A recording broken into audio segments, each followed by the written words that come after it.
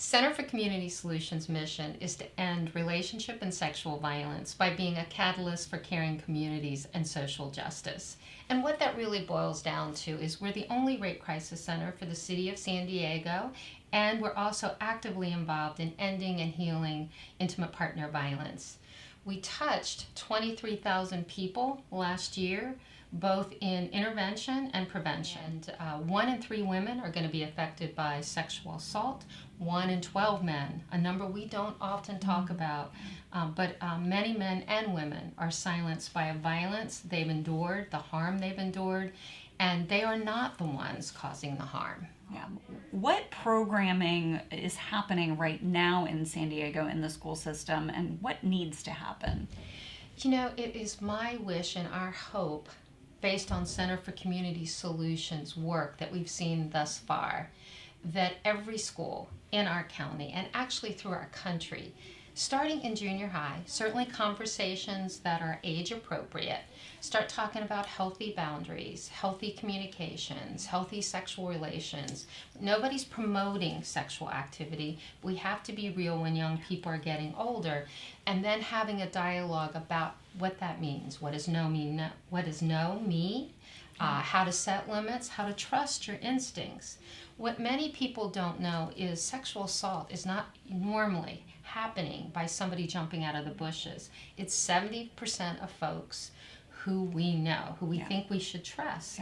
And we stop trusting our instincts and believe that that's my roommate's brother and that should be somebody I trust. So education is pivotal so that people do not have to have harm. And when somebody has been harmed, having the strength and courage to come forward and heal actually breaks the silence for future generations. Center for Community Solutions is on 9 college campuses currently. We're in several high schools, and what we hope is to raise funds so that we can start to meet the need to be on junior high and high schools. Unfortunately, we are so limited right now with government grants that we cannot respond to the request that junior high and high school districts are asking of us.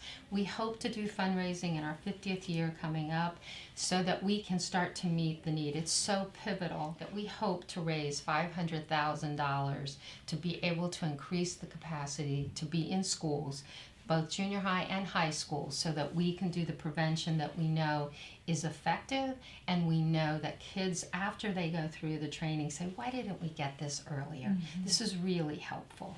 We hope to build on that, and we also then hope to begin to offer it in corporations and be able to charge a fee so that we can provide that for employees and their children and be able to do a fee-based services once we have that threshold.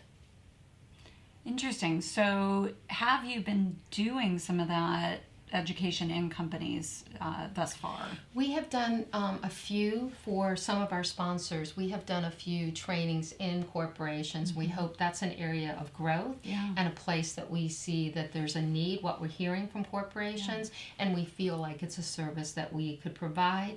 Besides getting the training, what they have is a threshold and the foundation of any of the services their employees may need, which is our rape crisis, domestic violence, legal, counseling, housing, that whole wraparound services, if in fact they have an employee who's been harmed.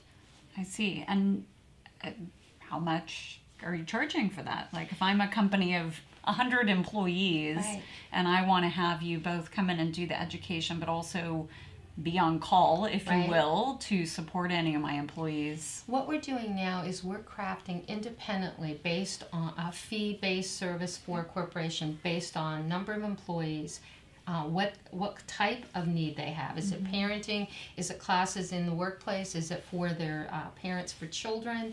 And so the fee is based on how we don't do a cookie cutter. We're really crafting each program that we're doing for each corporation individually. So it is really based on how we construct it. The one thing I will tell you about the trainings we do, we will not do a one and done. The research shows that if you just go in once, that's fine to raise awareness, but you didn't create a change in behavior. So what we're doing is we're doing a minimum of 3 trainings. The public health model and research has shown that really does have the ability to change behavior, and that's what we're interested in providing, is real change agents. Yes, and if we're in companies talking to the employees, Also, those folks may want to take it back home to their personal lives, to their relationships with their peers in the workplace, as well as back to their communities, and making sure they have the skills to know how to talk to their children. They have the skills to set boundaries if they didn't already. And then they can also make their communities, whether it's the church, their PTA, aware this is a resource for the community. But we're going to need to raise the revenue to be able to meet that capacity, because as I mentioned before, we serve 23,000 people. In order to continue to make sure we're available, we need to raise the resources as well. Absolutely. You know, this type of violence, sexual and intimate partner violence, has a way of silencing people. And questions of what was she wearing, what was she drinking, end up blaming the individual. And somebody may mean well. If somebody divulges to any of us, be a friend, your starting place, we hope, is start by believing. And you don't have to be an expert on sexual and intimate partner violence. You're caring, you're kind, you share what you would share with any other tragedy. I'm sorry this happened to you. How can I help? And then if you want, you can give them Center for Community Solutions 800-888 number. It's 888 DV links.